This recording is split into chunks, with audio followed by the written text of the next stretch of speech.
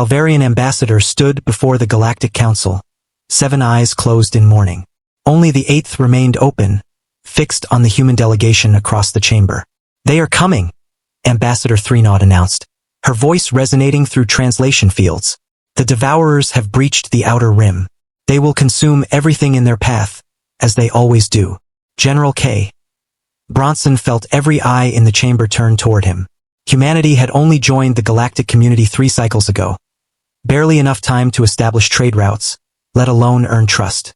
Now, the oldest species in the galaxy were looking to the newest for answers no one wanted to hear. "How long do we have?" Kate asked.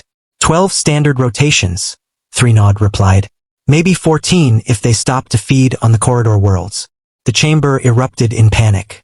Species that had known peace for millennia suddenly faced extinction. The Calvarians, philosophers and healers who had not raised weapons in 10,000 years, began to weep with all 7-tier ducks. Cade stood, his voice cutting through the chaos. "We fight." Silence fell like a blade. "You cannot fight the Devourers," Council Primes declared, his crystalline form pulsing with fear light. "They are infinite. They are hunger-given form. We must evacuate, preserve what we can, and rebuild elsewhere." "Run," Kate shot back. "They follow us across dark space. They will follow you too. Every species here has seen their world scouted. They know where you live, where you hide, where you pray. Running just means dying tired." Ambassador Threenodd approached the human delegation slowly, her robes woven from living light moss dimmed with sorrow. "General Bronson, your species has known war. We have studied your histories with great sadness. But the Devourers are not like your conflicts. They cannot be negotiated with. They cannot be understood. They simply are, and they consume." Cade met her central eye directly. "Then we make them choke on us. You would have us die fighting?" Zora thus accused. "Billions of lives thrown away on human pride and aggression." "I would have you die free," Kate corrected. "But I would prefer you live victorious." Then she extended a manipulation tendril toward Cade, a gesture of deep respect among her people. "What would you have us do, General? We have no weapons. We have no warriors. We have philosophy, art, healing sciences. What use are these things against endless hunger?" Kate took her tendril gently. "You have something more valuable. You have hope.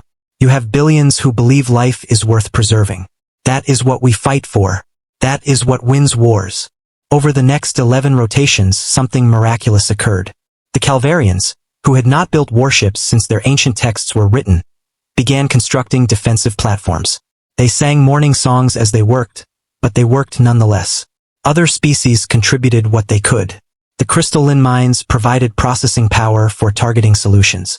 The void swimmers offered their ability to move unseen through space. And humanity provided the one thing they had in abundance: experience with organized violence. When the Devourers arrived, they found not scattered prey, but a unified fleet. "They are so many," whispered one officer aboard Luminous Peace, Calvarian flagship, "like locusts blotting out the stars." "Then we remind them what stars can do," Cade replied from his command ship. "All vessels weapons free. Show them what peace looks like when it finally has enough." The battle lasted 3 rotations. The Devourers, expecting easy feeding, instead encountered coordinated resistance. Calvarian healing beams repurposed and amplified tore through Devourer bioships.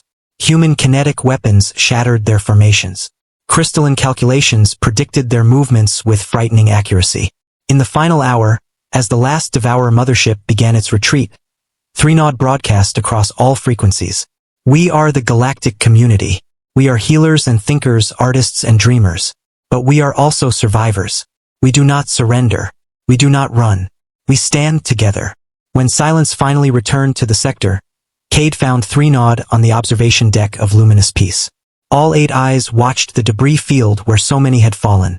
"We paid a terrible price," she said softly. "We did," Cade agreed. "But we paid it standing up." Threenodd turned 7 eyes toward him, keeping one on the stars. "Your species taught us something, General Bronson. Peace is not the absence of the capacity for violence. Peace is choosing not to use it until you must, until something threatens everything you love. Then you fight not because you are warriors but because you are alive. And because you are not alone." Kate added, "And because we are not alone." The galactic community survived. They mourned their losses, rebuilt their worlds, and never forgot the day the galaxy's most peaceful species chose to stand with humanity against the darkness. They proved that hope, when defended with courage, could push back even the endless hunger. In the centuries that followed, they remained united not through force or fear, but through the simple truth that some things are worth fighting for. Please follow my channel for more videos. One click from you can change my life.